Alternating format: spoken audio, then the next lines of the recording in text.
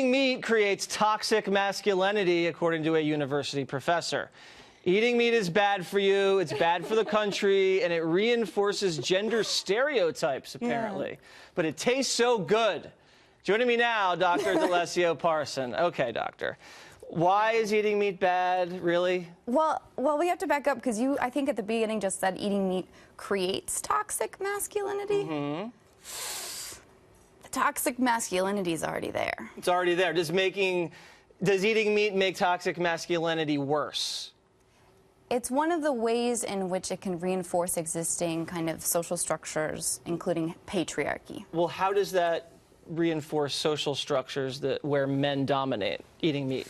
Yeah, it's really complicated. We'll break it down for How about this, though? You said we had 4 or 5 minutes, right? Just keep it simple. How does eating meat make the genders unequal?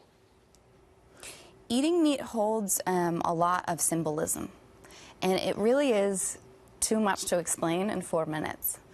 But it has to do with the fact that our individual level decisions, the things we decide to do as individuals, what we consume, what we put on our bodies, the things we buy and put in our households, are fundamentally political acts. Okay. Right? The personal is political. Okay. So I'm having a steak right now because I'm starving. I hear you. I wish I could have half of that, but this doesn't look vegan, and I'm trying to be vegan. You're a vegan?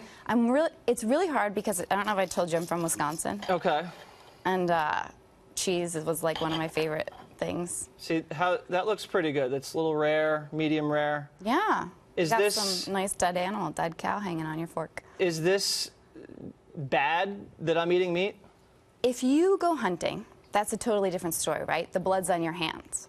Right now, you're kind of just enjoying the benefit, and the blood's on someone else's hands, and that's not very fair.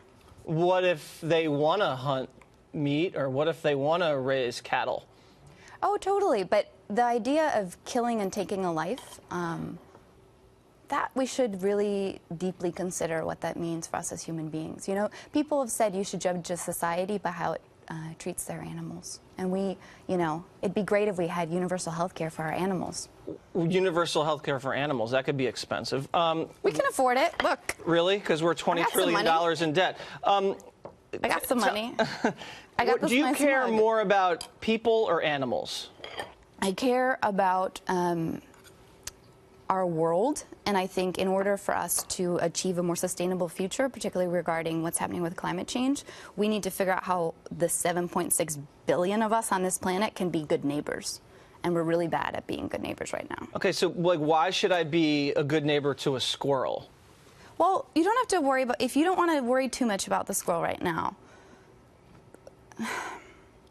the squirrel's part of nature, right? If you keep killing nature, what's going to happen to us, right? If we as people keep killing nature. Me too, right? Like, I still eat cheese a lot. It's not like something that's going to be perfect. We're never going to be perfect at it. But what if you're just hungry and the animals are there for us to enjoy for dinner, for lunch, because God said so. Breakfast? Did God tell you that? Well, I mean, why would they taste so good if we weren't supposed to eat them? Sugar tastes good. Yeah, I eat sugar too. Obesity, diabetes. Well, I mean, I have some sugar, but I mean, you clearly have a lot. I don't just pour sugar down my throat. You clearly have some things around like who you are that protect you, and like especially a lot of, I think, financial resources to like do things like buy really expensive steaks. Okay. So that's also part of the problem, is that some people are really taking up more than their fair share of, plate. The rich people are stealing all the steak from the poor people. Surplus value. Okay, well, you know what? I got a book for you. I'm going to go take this steak, and I'm going to go give it to a homeless guy out on 6th Avenue. Go for it. And you were saying you needed books for Christmas. Thank you very much. I will take your book, and I will take a bite of the steak. And this is the book I'm reading. And it's delicious.